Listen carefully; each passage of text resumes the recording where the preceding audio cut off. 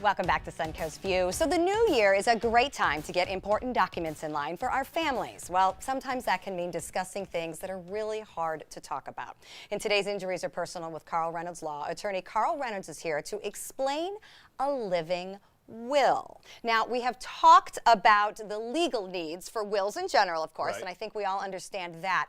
Explain to us a living will. A living will is a healthcare advance directive is sometimes what it's called, and basically it's designed to have your wishes codified, put in writing. You designate a healthcare surrogate, someone who can make the decisions on your behalf in the situation where you're incapacitated, under what circumstances you want your life prolonged. Okay, I love that both Linda and Kathy are here Perfect. as mother and daughter, because Sure. I'm sure this is Okay. something Right. they have dealt with in their family. So I would be giving her the power to pull the plug. Well, yes. One way to put it. That's a way to put it bluntly. Yeah. Now, you I know, could be nice to her, right? we all may have heard of the Terry Schiavo case. Right. Okay, it grabbed national headlines. It's a local case up in St. Petersburg, and the situation there was a woman suffered a cardiac event where she became she was in a point of persistent vegetative state.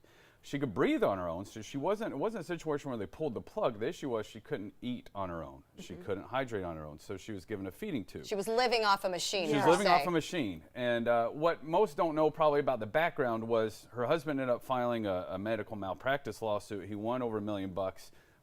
Well over 3/4 of that was set aside for her in a healthcare trust.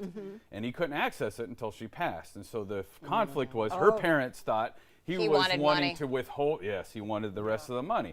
He did try for 5 years to all kinds of experimental things to try to get her back, and every doctor said she's got no brain activity. There's no hope for recovery. So here's my question about that case, because outside of the money part, if you just look at it medically, you know, he stated over and over and over she would not want to live in this manner. She said to me, "Don't ever do anything crazy to keep me alive." Right.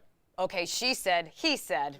How does that work legally? The parents said, "Oh, no, we would never do anything not to keep her alive." You've got a spouse, you've got a parent. How do you solve these problems? That's the problem. That's why you need one of these, okay? yes. Because in a situation like this, you know, Mama Bear comes out, you're going to protect daughter, and Miss Schiavo's parents felt like she reacted, that they kind of felt something, you know, where they projecting something that maybe wasn't there. I don't know. The doctors were fairly clear that she was in a persistent vegetative state, unable to react. However, she felt there was hope, and so we have this conflict, which involved 14 different lawsuits, umpteen emotions, even went up to President Bush at the time.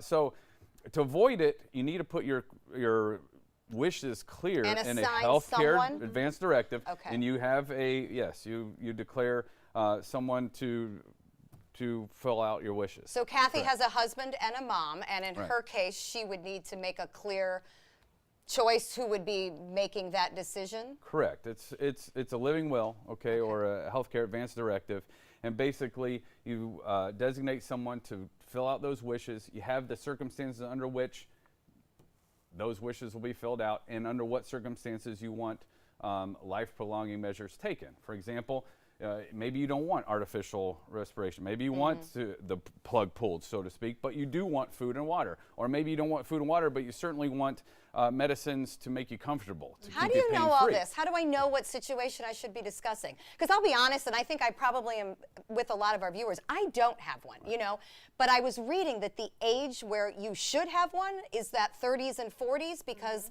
the accidents that happen to people in their 30s and 40s are the ones that then lead to decades of, you know, medical assistance. And I'm not trying to raise this to a level of kind of racial injustice and anything, but being Martin Luther King Day, he says it's never the wrong time to do the right thing.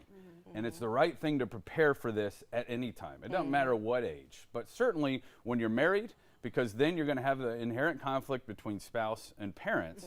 And so you want to declare what your wishes are, and so it's not very complicated, but you need to talk to a lawyer. Now there are some your family from correct. fighting. Well, after that's a you're gone. great way to look at it. You know, when you're, for whatever reason, not able to be a family participant, you're saving the rest of your family the heartache. Exactly, and that's what a will is for, and that's what this living will is for.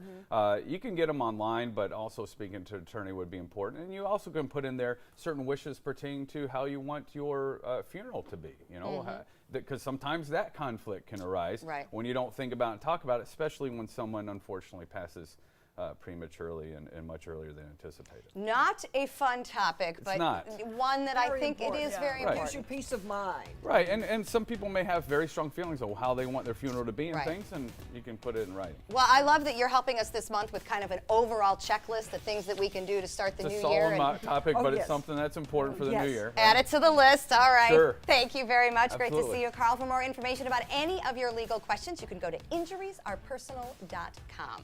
We'll be right back.